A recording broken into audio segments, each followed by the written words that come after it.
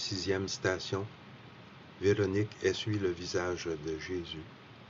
Nous t'adorons, ô Christ, et nous te bénissons, parce que tu as racheté le monde par ta sainte croix.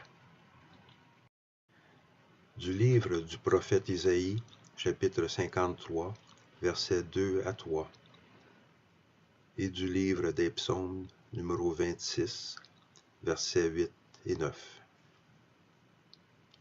Devant lui, le serviteur a poussé, comme une plante chétive, une racine dans une terre aride.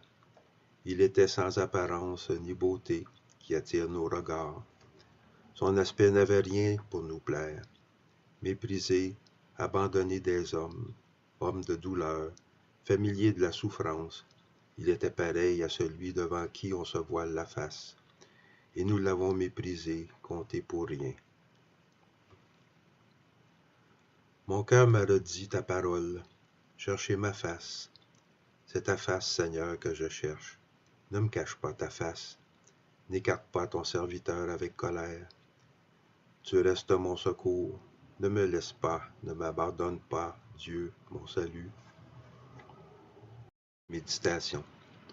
C'est ta face, Seigneur, que je cherche. Ne me cache pas ta face. Psaume 26.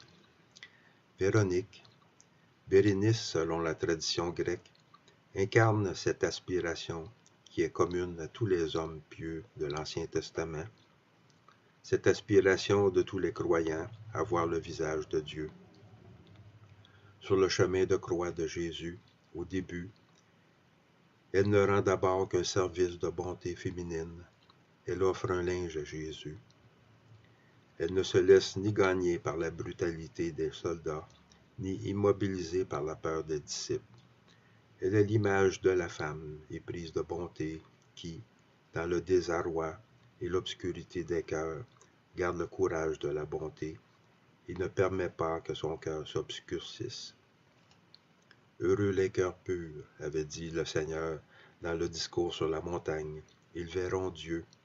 Matthieu chapitre 5. Au début, Véronique voit seulement un visage maltraité et marqué par la souffrance. Mais l'acte d'amour imprime dans son cœur la véritable image de Jésus. Sur son visage humain, couvert de sang et de blessures, elle voit le visage de Dieu et de sa bonté, qui nous accompagne aussi dans la souffrance la plus profonde. C'est seulement avec le cœur que nous pouvons voir Jésus. Seul l'amour nous rend capables de voir et nous rend purs. Seul l'amour nous fait reconnaître Dieu, qui est l'amour même. Prière. Seigneur, donne-nous l'inquiétude du cœur qui cherche ton visage.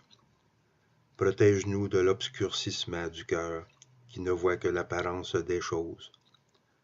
Donne-nous la sincérité et la pureté qui nous rendent capables de voir ta présence dans le monde. Quand nous n'avons pas la capacité de faire de grandes choses, donne-nous le courage d'une humble bonté. Imprime ton visage dans nos cœurs, afin que nous puissions te rencontrer et montrer au monde ton visage. Ensemble, prions.